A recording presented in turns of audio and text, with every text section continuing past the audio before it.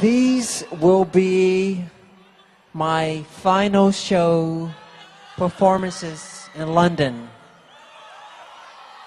This will be it. This is it. And when I say this is it, it really means this is it. An involuntary manslaughter, a felony, Dr. Murray. How do you plead? Your Honor, I am an innocent man. I therefore plead not guilty. Thank you. I truly feel that Conrad Murray is simply the fall guy.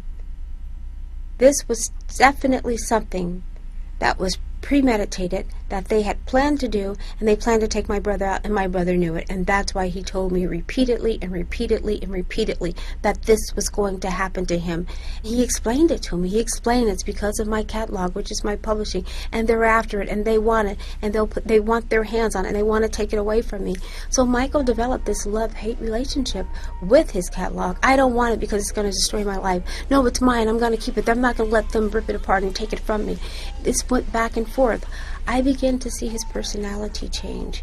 Michael had notes in his house saying how he hates John Branca, he hates Randy Phillips, he doesn't want them around, he'll never fly with them. He just went on and on expressing how he felt about these people. These people were all involved. Mind you, the will, I truly believe and I know that the will is fake. Because Michael was in New York when the will was signed, and they say he signed it in LA, and he did not.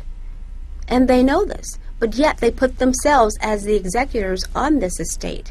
There was another guy that was in the will, Barry Siegel, but he pleasantly removed himself from it. Why would he do that? Because he knew that it was fake and he wasn't going to get involved in the skullduggery. That's why.